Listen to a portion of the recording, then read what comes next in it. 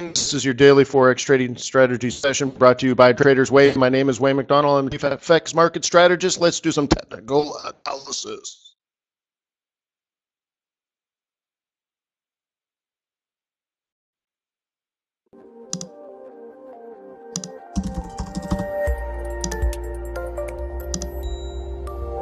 Trading and investing is risky, not appropriate for everyone. Your past performance does not predict future results. Never risk money you cannot afford to lose. All right, if you're watching this video, what you just missed is about a half an hour of technical problems.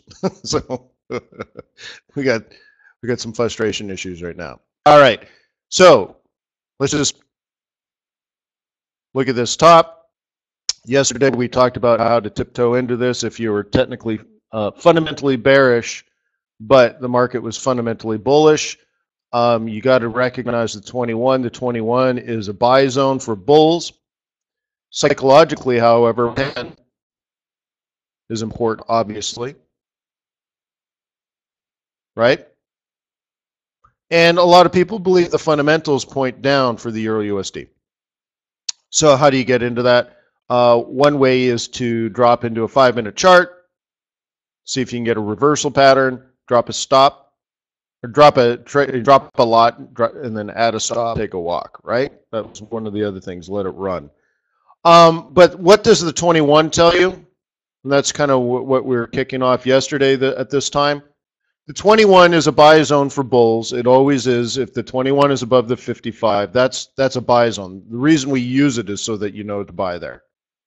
If we're bearish, if we're in a bearish market, you use the 21 to sell retracements. And so anyways, technically it's still bullish, but the discussion yesterday is you might have been fundamentally bearish, but technically bullish. So how do you take the shots? Well, first of all, pick your resistance zones where you think a lot of bears are going to be, but even more importantly, where the bulls would like to take profit and get out based on fear, right? And that's where the psychological level and pivot cluster of 110 comes into play. But it is a shot in the dark. It's a Hail Mary. Now, after this big drop, which was great because that's what we were talking about yesterday, that, you know, how do you enter into a short trade when the market's still bullish? Well, good. Or something? Cool. But who's in charge now? The 55. Okay, so now that the 21 is dead, what does the 55 predict? Double top. So what I would look for today is just that, double top, and then on a smaller time frame, let me change colors here. Maybe on a smaller time frame, you get something like this, down to the, I don't know, what is this, hour? Down to the hourly 21, right? And then up and almost a triple top again, or a 618, or a retest to 110, and then a drop on a smaller time frame. And so that would be the second chance. So those would be my two technical plays today if I was a bear on the Euro USD. Got it? Only took me 40 minutes of technical frustrations to get through that. But does that make sense? But it's still a high risk trade because the double top hasn't actually developed.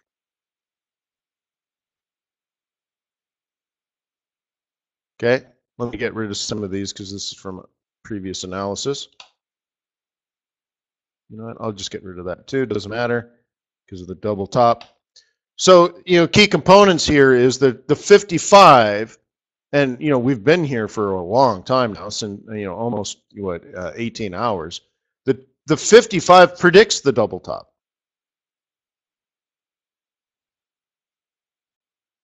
Okay? So now, just like yesterday, I'm going to look for little tiny reversal patterns to sell. What else could we do to get into a sell trade even though the top hasn't formed? But you know, yesterday was just a one touch of a psych level. Who cares, right? Oh, it's a great scalp, and in fact, it produced 100 pips, but it's not a reversal, is it? It's just resistance. So you can take a shot, but you're short-term short, not long-term short. A lot of people say, well, Wayne, you know, how do I know when to take profit? Well, how would I know? How would I know when you should take profit? What kind of trade was it? What were the market conditions? A one touch of resistance is not a long-term trade. It's not a reversal of a trend, but hey, it might be a scalp. If you got the time of day correct, maybe it's a spot trade for the last couple of hours. Now, a double top on an hourly chart with fundamentals that will sort of point toward weakness in this pair. Okay, well, good, but a double top that hasn't played out isn't a reversal pattern, right? What's the reversal pattern going to be? Well, how about like down for 3 or 4 hours, up for 4 or 5 hours, and then a lower low? Because then you got a reversal pattern on top of a reversal pattern at resistance that even a blind man can see, right? 110 psych level. So all of a sudden, you know, when you're down here, it's beautiful. Now you got yourself a reversal. So again, like we talked about yesterday, how do you tiptoe into that? Well, here you got your little scalp, right? And then you get the change in market conditions from bullish, from aggressively bullish to down to the 55, which you can't quite see. The 55 means you're conservatively bullish. Then the double top with a reversal pattern at a psych level then just kills your bullishness completely, and you become aggressively bearish. Okay? What's another way you could get into a trade like this, at least on the short term?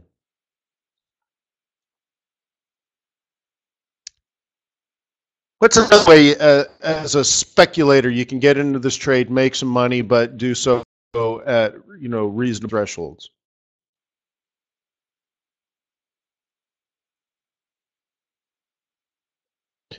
What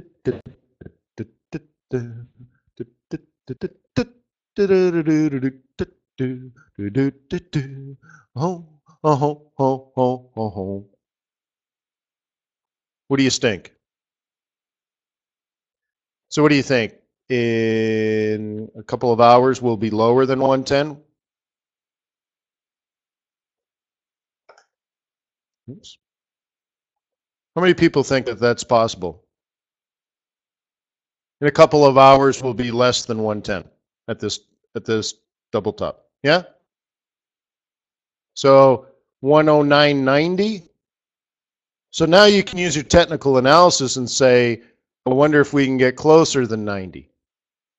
Now you can drop into your 5-minute.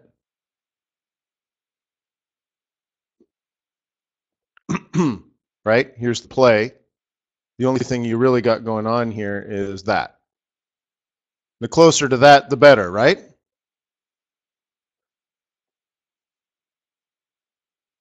And that's where you start making your decisions. That's all. Can you get closer to 90? Is 90 enough? Is 90 okay? So on and so forth, right? And when you feel comfortable, throw down your trade.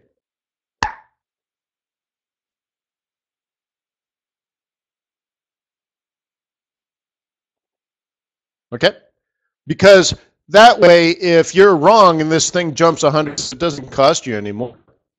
That's the nice thing about a binary. There's no risk management involved. You don't need to. It's all built in. You can be 100 pips wrong, no problem. With a, you know, so a lot of newer traders, they always ask me, like I said, one question is, Wayne, where do I put my limit? Well, the other half of the time, it's like, Wayne, where do I put my stop? And I'm like, I don't know. I don't know your trade plan. How would I know where you should put your stop? Should ask that before you put it into the market, right? So on and so forth. So maybe a newer trader, newer Forex trader, could start trading completely on binaries. Now each trade, I think the smallest you can get on a medium term trade is $25. I think you get down to $5 if you're like scalping you know, a 5-minute binary, a 15-minute binary, that kind of thing. That's a little too close, I think, for most people. But if you're going to trade like for the hour, you know, you're going to be in a trade an hour, hour and a half. I think the smallest you can do is $25. You know, and which is about right for most newer traders that, you know, only have a couple grand in their account. Right? Seems pretty reasonable. The nice thing about a binary is you can do all the same technical analysis. In fact, I could change this chart here. Boop. Oops. Boop. Boop. Right? USD binary. Boom. Okay, so basically it's the same now.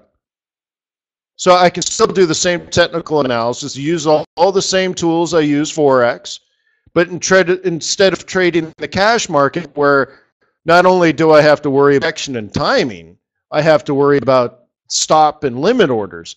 So there's lots of things to mess up if you're a new trader, right? There's lots of things. Look, there are more variables that you can get wrong. Where with a binary, you don't have to worry about the stop or limit. It's just perhaps easier because everything's built in. So you can say, oh, well, when I get near 110, I'm just going to say sell and I'm done. The only thing you have to worry about is how long are you going to be in the trade? When will your option expire? Well, you can see it's 12:17 here, GMT. And this is going to expire at 1400. Okay. Just under hours. If you want to take some of the time off, make it 1300. Be in the trade 40 minutes. Right? That puts us right before the stock market open. Okay, that might be good enough. Okay. So there's multiple ways that you might want to play it. You might want to consider starting your trading career with a binary instead of the cash market.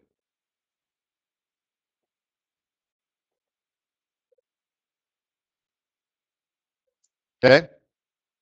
So once again, like we talked about yesterday, we've identified the zone where we are now like 2 weeks in advance as a sell zone.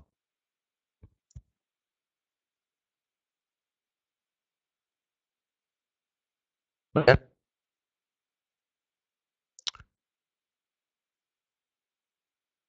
So now we have a double top at a psych level kicking off the 4-hour 200.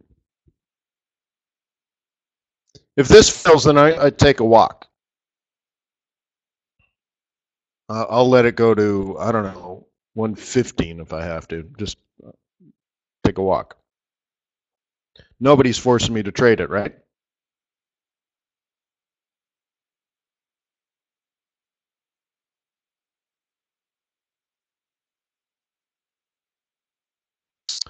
Because my neck zone is way up high, and I just don't want to be involved in the choppiness, so we'll just find something else to do. We got durable goods coming up. Do you want to trade that?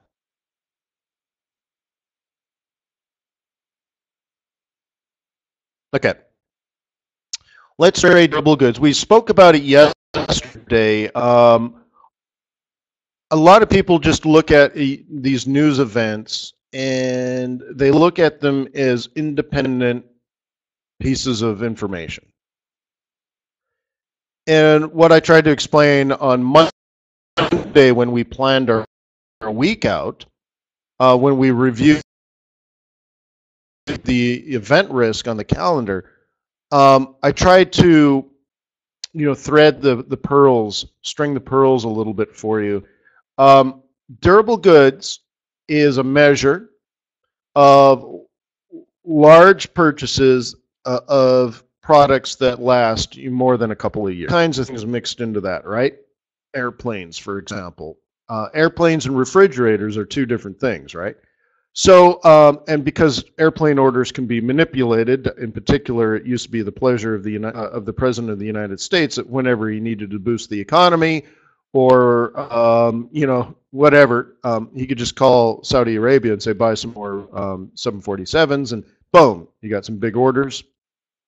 pumps money in the economy, look good when you do a speech in Seattle and all that kind of stuff, right? So what you need to do is you take that, you cut the, autos out of it. That's why they actually do that. You have durable goods, and they don't call it core durable goods. They just say durable goods without airplanes, without autos, right? So you cut that out. Fine. But what does it really mean?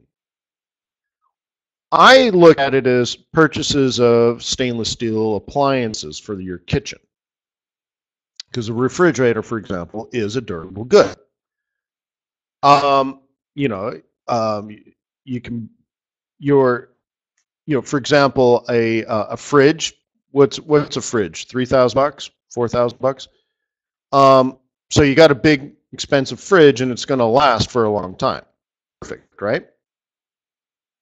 So a fridge.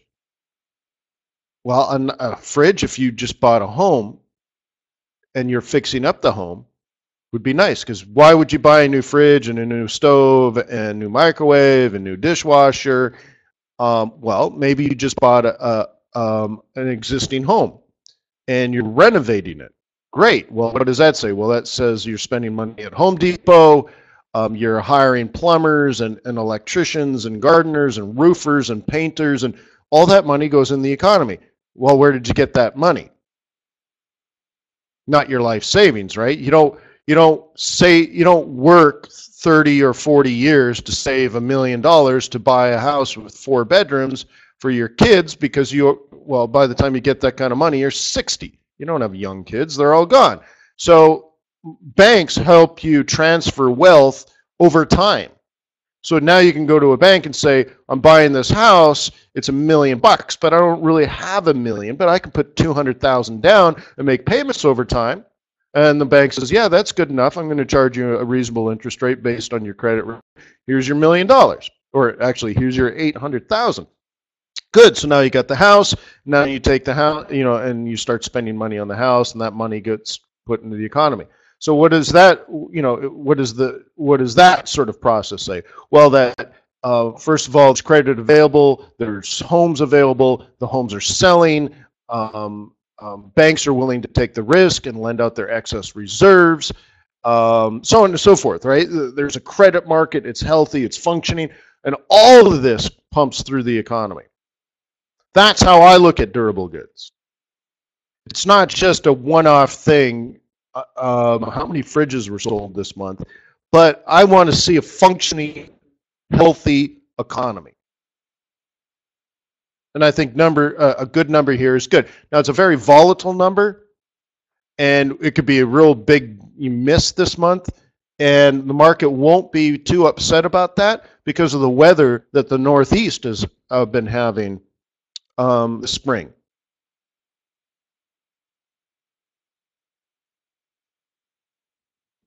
Boston, for example, has had like the worst winter in history. So anyway, so not a lot of houses get built, not a lot of retail sales get happen, not a lot of people buy homes when your car is under 6 feet of snow. So the whole economy starts slowing down. So we could have a miss here, but once that snow is gone, guess what? People that need to buy a house this summer before school starts in the fall, they're going to need to do it quick, right? So they're going to, all of a sudden, I think existing home sales are going to spike, retail sales are spike, all these things that haven't happened yet are about to happen or are happening right now. They're just not being measured. So a bad number here, I think economists are going to say, yeah, it's the weather. Just like last year. Remember last year? GDP tanked and everyone's like, yeah, don't worry about it. And then sure enough, I think it was second quarter was just huge. First quarter was bad, but it was all weather related.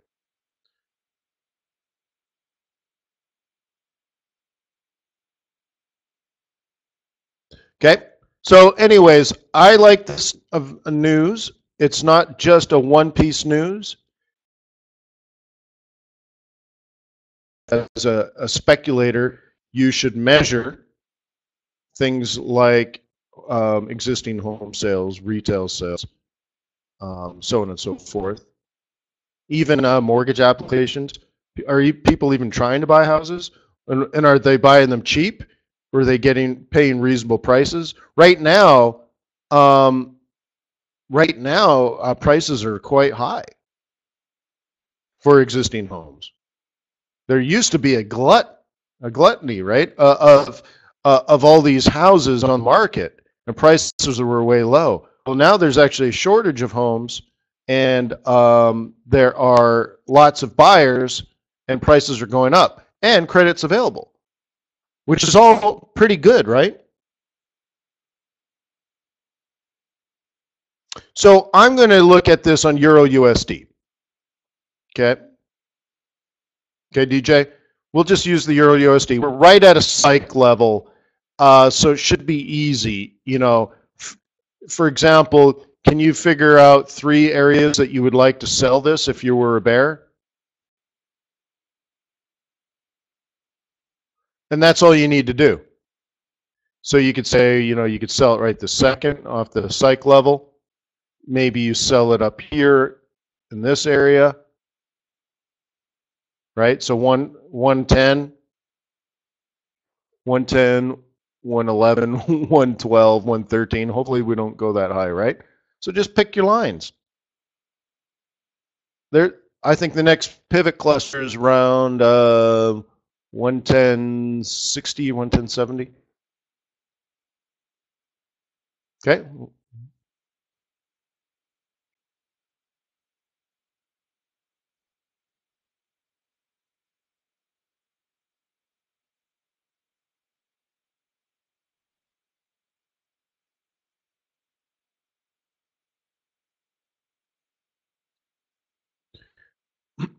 So the way to trade the news is, you know, let it go up, and then trade where you want to trade it. Remember, if you're a bear, just sell it high. What's the big deal?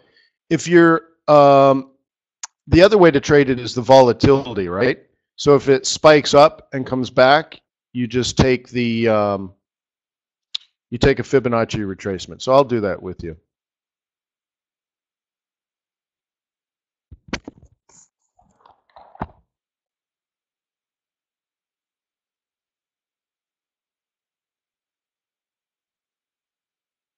But remember, we're in a sell zone that we identified 3 weeks ago.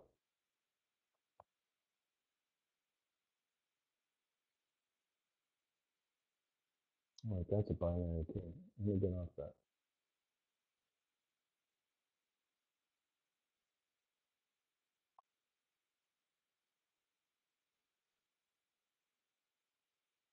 The durable goods orders the data for February in 1 minute.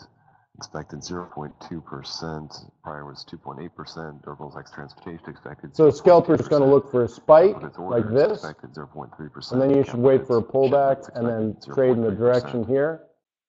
Someone else that is looking for a spot or a swing trade is simply going to either buy really low or sell really high.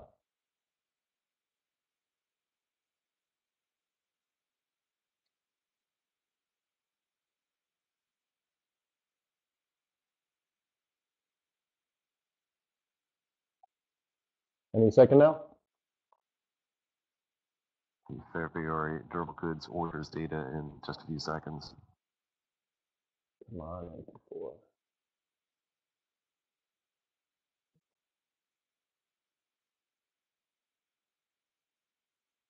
Minus 1.4% for durable, plus 0.2% expected. Prior rise lower to 2.0% from 2.8%. Durables ex transport is minus 0.4%. Okay, it's a bad number, just like I said. Rise lower to minus 0.7%. Capital goods orders at minus 1.4%, also below expectation. Capital goods shipments at 0.2%. One expected. The feedback months revised lower there as well. Checks 46 cents on the headline, in line with consensus estimates. Sales at $704.3 million. That's $2 million ahead of consensus estimate for revenue. 2015 okay, if you're a bear, just pick your zone. Guidance and Pop Alpha Yankee X-ray.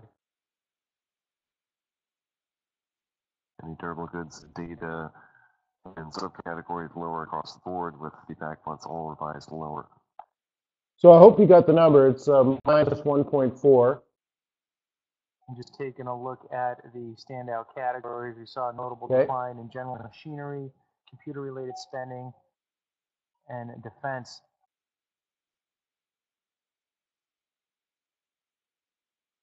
Okay, you're right on top of 110. On the disappointing durable goods data. Dollar softer across the board.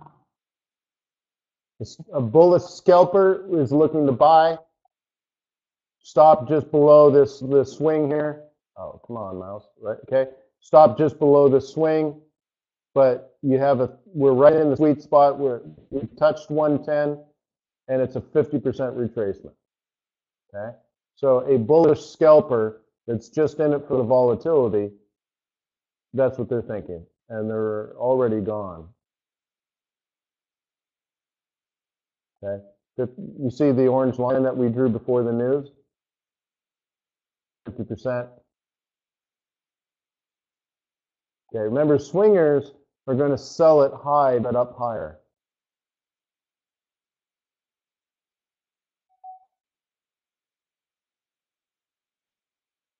Okay.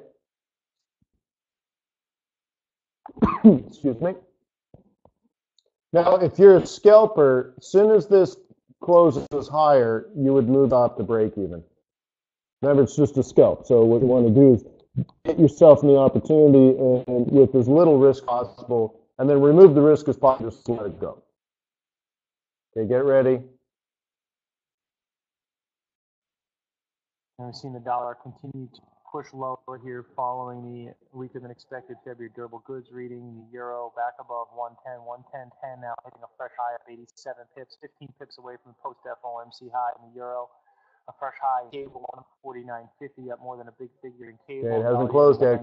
Get ready. Down 47 pips. The dollar index. Okay, now I would move the stop to break even, which should just be right below that green candle. Remember, it's just a scalp. Working its way to the currency market, into the futures markets for metals. You get it? $6 So your stop is probably about here. 11.9720. Cool. So back out. Let's go to the next area. Risk is removed. Move on. Where's the next area for a bear? Well, we had a spike there just the other day. Let's go up to an hourly now. 618 is way up there, closer to 111. So 110.50 to 111 would be the new short zone. Okay. Or you're playing it right off yesterday's top. And in fact, if I take this out further, that's pretty gosh darn close to it. You'd almost call that a triple top.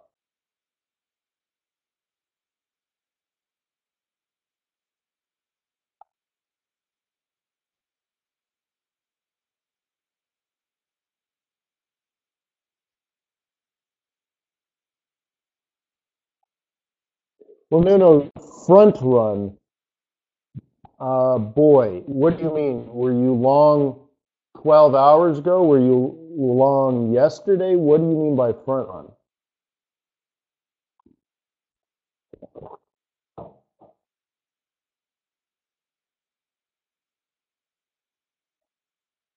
Okay, and your little scalp is taken out.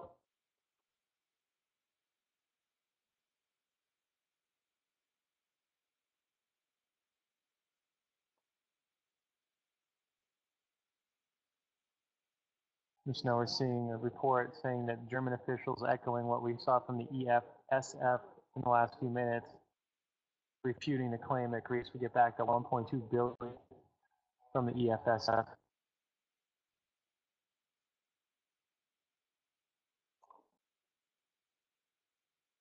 How long ago, Nuno?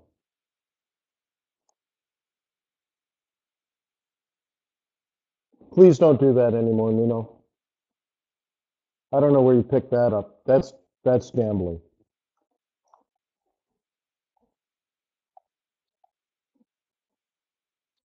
If you did it 12 hours ago, fine. Yesterday, fine.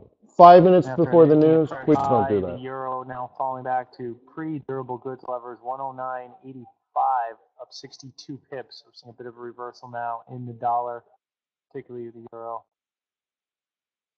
This is gambling. You're betting that it's going to be up or down. That's no good.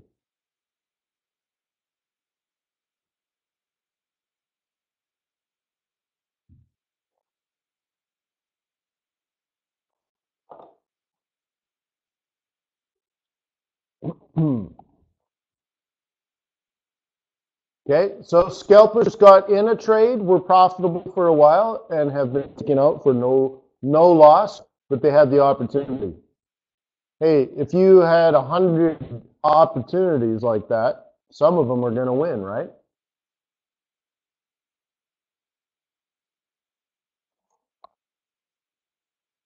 No, 5 minutes before a trade, no good. Don't,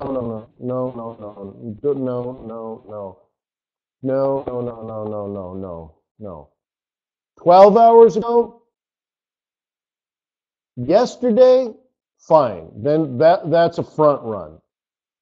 You made a logical decision, maybe by analyzing the fundamentals and the trend in let's say durable goods, and you took a weather into account, and you just knew it was going to be a bad number. Hey, I said it would be a bad number. Doesn't mean I'm throwing down a trade 5 minutes before the market comes out, because that's a guess. But if I said to myself, hey, I think durable goods is going to be a number, and I probably said it on Monday. So you don't need to be a rocket surgeon to figure it out, right? No, even 35 minutes is not enough, it's I don't know, dude. But anyways, then, and you saw, you look at the market here, right? And let me put this to a 15-minute chart, I guess, and zoom in. If you were front running it, I want you to be front running it in here kind of thing. I want you to say, all right, the market's mispriced and blah, blah, blah, blah, blah. And you're in, here, not trading it here. Especially longing at resistance. And then go back here. 2 or 3 weeks ago, we were talking about selling in the red zone, and you're buying it 30 minutes before news, right near a psych level, right before the news is coming out, right in a short zone. For the UK, the it's not what I want for you, that's all. You can do whatever you want, of course. But that, balance on the prior month reading of 1%, which was the lowest in 6 years. Me no likey. Me no likey. All right.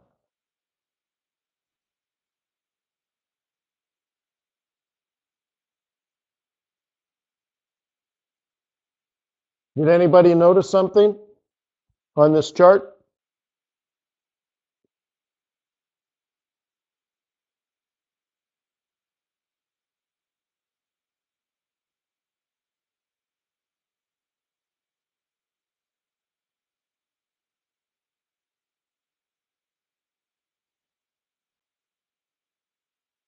Sold it at 110.10.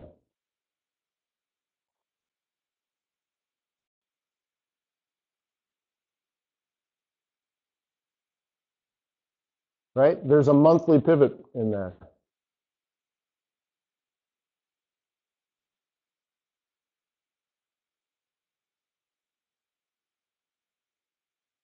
I used a binary option. Hey, wait, is that what we talked about? Yeah. So I used a binary option. Looks like I didn't get the price I wanted with the volatility, so I guess I'm short at 110 even. And all the risk is built in. I'm either right or I'm wrong. It's going to expire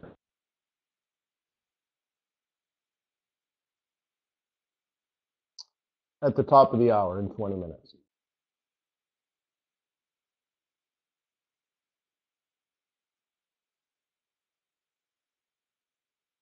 Okay? So we'll see. It'll either work or it won't work.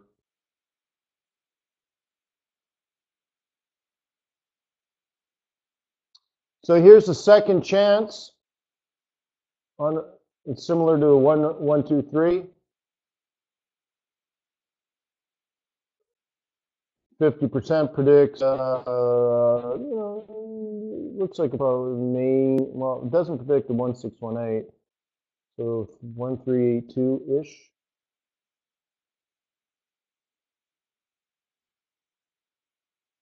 Let me zoom in here. I guess I can't. Here's the pivot point.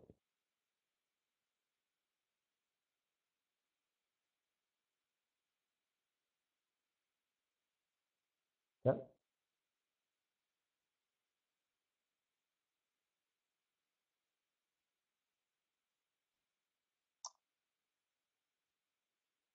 All right, so let's move on. Quick look around the world after durable goods has come out. British pound, moderate strong. Euro was quite strong, but now losing it.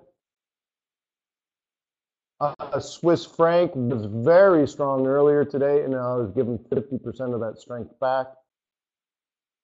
Yen has been very weak. Dollar pathetically weak. Just a dog with fleas. Aussie was very weak, but now recovering. CAD was very weak, but now recovering. Kiwi was very weak, but has been recovering much sooner than the others. So commodity currencies are rebounding.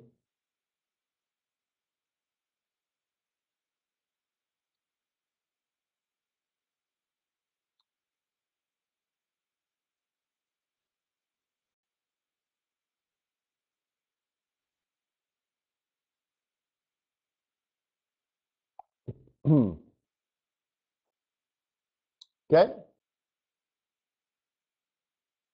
Hey, look at that. Yay! Yay, us.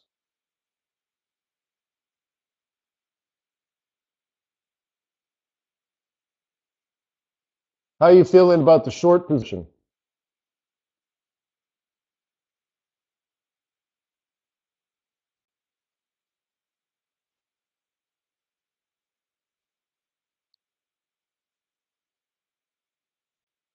Is it all right? Cool. Okay, let's take a look at the intermarket.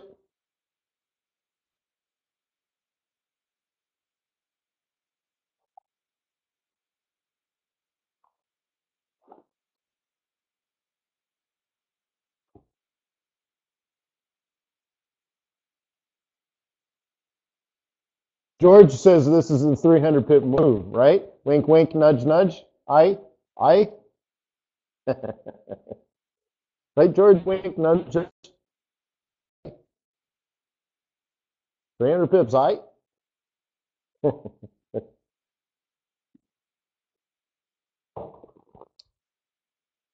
Yeah, it's a lot of work, right? Just jam your stop. Well, obviously, you're not going to get 300 pips or 3,000 pips on a binary option, but you should be thinking about it, right? Here's our range on KittyCAD. Looks like we've made it pretty close to the bottom of our range. So what are you thinking, guys, on this one? Okay, here's our low, current low. We predicted this up in here, and there's two things that'll likely happen, right? We head back to the top, or we break, pull back, and drop some more. What's the significance of this? Well, if it heads up to the top, it could be the end of US dollar weakness.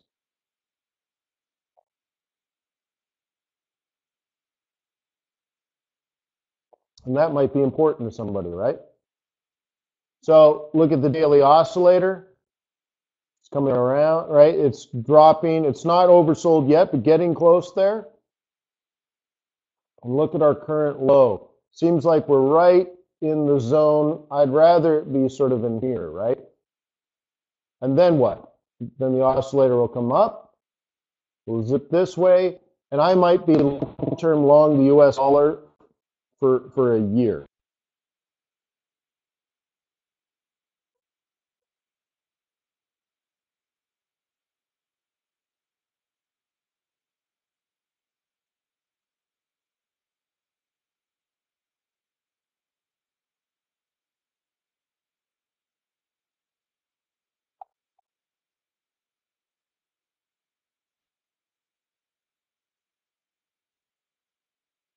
Oh, shoot. Sorry, I messed up the binary trade. Apologize for that. It closed for profit. I refreshed the page before entering it, and I made two mistakes. It was $25, not $250. And I originally had it set to expire at, what was it, 1300? Well, because I refreshed, it put me back into the 1245. And that's probably why I tried to sell it at 110, but the price I got was, or a 110, but the price I got was 110. But probably because I refreshed and didn't look, and I pulled the trigger, and the best available on that particular expiration was the 110. So anyway, I messed it up a little bit, but I was doing a bunch of different things, doing your analysis and stuff for you. But anyway, so we sold it, and we doubled our money. So cool, good for us. That was a hard 13 minutes, right?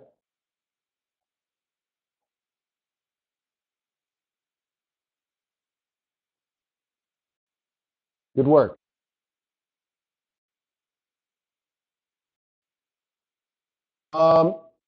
So what do you want to do on yen? Remember, I said if we get below this area, I'm very worried, and so I'm becoming very worried.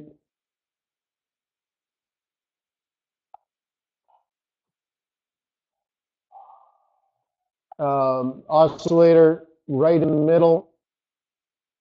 I think I'm going to go neutral. I don't see myself buying yen, and by this pointing down, that means buying yen. But it doesn't feel like it's ready to sell, which means buy. I know it's confusing, but this is the Alamo, and I feel like Davy Crockett was just killed. You're like, well, now what? Run away, run away. Yeah, so here we are at our Alamo trying to defend the sign, but, Davy Crockett was just killed. And I kind of want to give up for a while. I think I'll learn how to speak Spanish. Yeah. Now, if you have been a bear, then this has been very easy, right? Very easy. But if you haven't been a bear, your patience are tested. So you know what? I might have to take a walk on this one and just let someone else do this for me.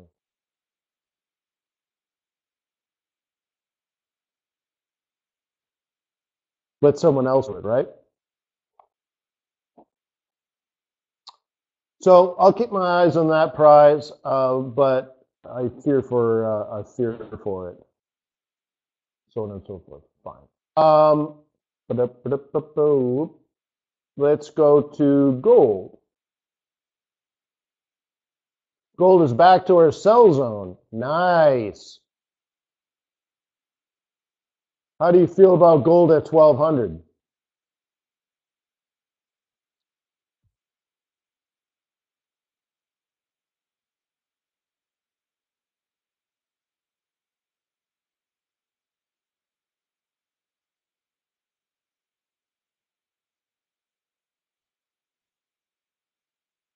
What do you guys think? Is it worth 1200? Well, I guess technically it is worth 1200. It's worth 1197, right? Where is gold going to be in a week?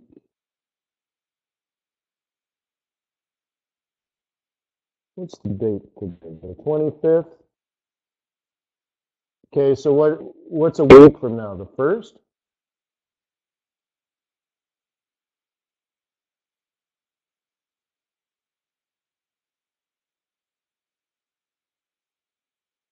Is gold going to be worth more in 7 days or less in 7 days?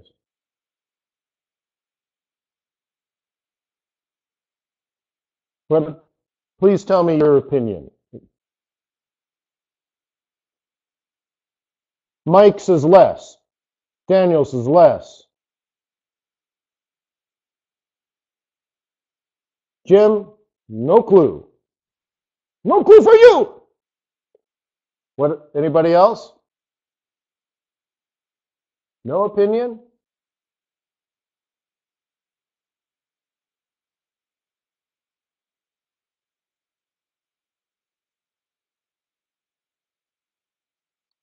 Really? Not even an opinion? Not even a guess? Wow.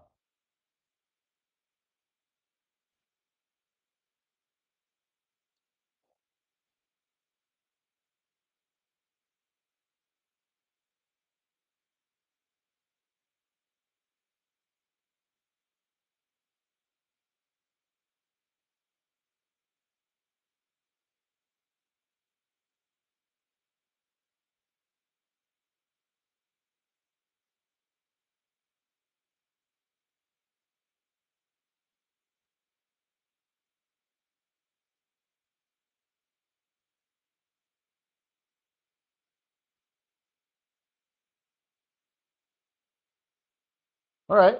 Well, let's try something fun. On April 2nd, end of trading day, which gives us more than 7 days. It's just 7, it's either that or I have to do just, it's either the end of day on the 31st. But I looked at that, and the end of the day on the 31st, you get a lot of maybe, well, I guess not option trading, but just month-end trading and stuff. I don't know if I want to be involved with that.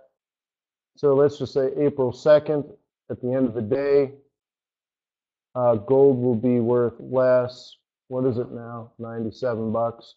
So let's see, it's going to be worth less. At 97 and a half, I approve that.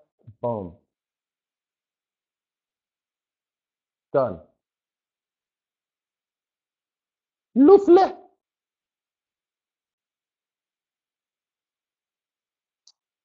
Isn't that nice? So you can do it this way.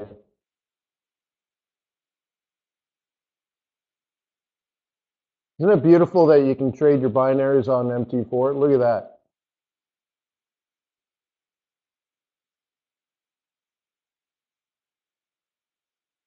Cool.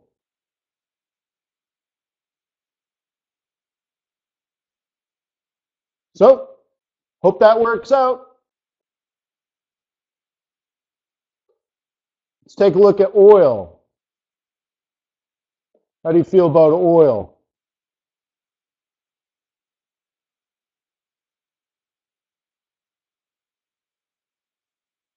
Seems like it's trending, huh? I'm a little surprised by this, and this is what I said before. Still a little surprised that it's heading up.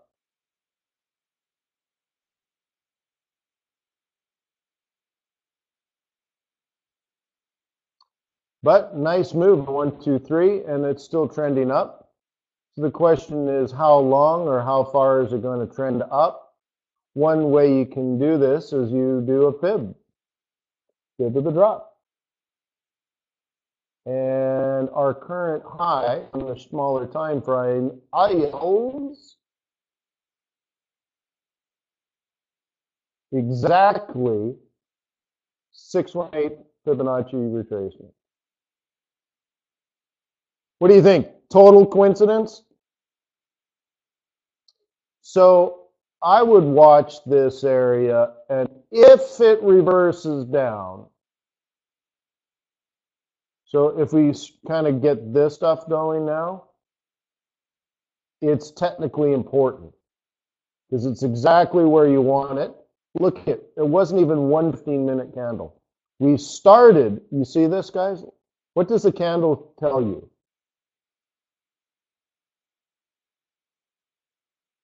Price opened here. It went up for a millisecond and then went down, followed by down, followed by down, up, followed by down. It opened there for a brief second and dropped precipitously for an hour. So they didn't want to test it there, and then for some reason, you see the gap? It gapped up and the market went, holy crap! Or, if they didn't say that, what did happen? There was a ton of sell orders right there. Okay, why? Why were there a ton of sell orders, enough to instantly and unequivocally reverse the market? Was it because of the 618? Yeah, maybe, eh, Bruce? So now, if we get a rollover here, maybe it's important that the market was unbelievably net short right there. Maybe there's a reason, a raison d'etre, right? So anyways, could be interesting. Which could possibly be the CAD dollar trade long. Okay? Because if oil falls, what does it mean? Well, first of all, it means the Canadian dollar is not going to enjoy higher oil prices. So that could be weakness for the Canadian dollar. Canadian dollar weakness looks like up on this chart because it's USD CAD. CAD's on the right side. The denominator, right? So anyways, that would look just based on falling oil prices. But what is one thing that leads to higher oil prices? It's a technical reason, not a fundamental reason. What is one sort of technical kind of reason for oil to weaken?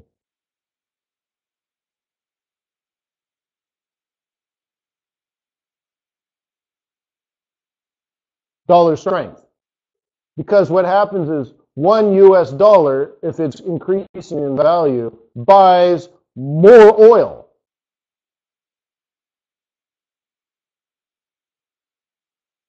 Now you can't increase the size of an oil drum, right? So if it buys more oil, the other way it looks like is oil prices fall to the similar rate that the purchasing power increases for the US dollar, right? So it might be the only reason oil is at 47 bucks right now, only because dollar's been weakening. Because of what?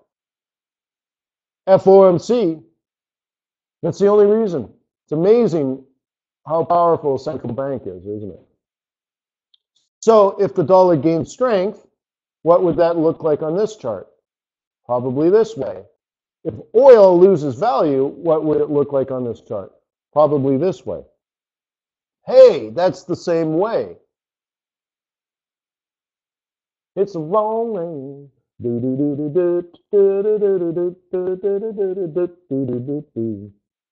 So I think it's interesting that there was a ton of orders right here that instantly reversed market. And if we can now get a reversal pattern, this goes down, US dollar goes up, USD CAD goes up, so forth. Keep it rolling. You could find probably 5 trades, all based on the same knowledge. Updating its economic outlook, increasing economic growth forecast for 2015 to 1.7% from 1.5%. 2016 growth at 1.9% from 1.6% prior forecast for Portugal.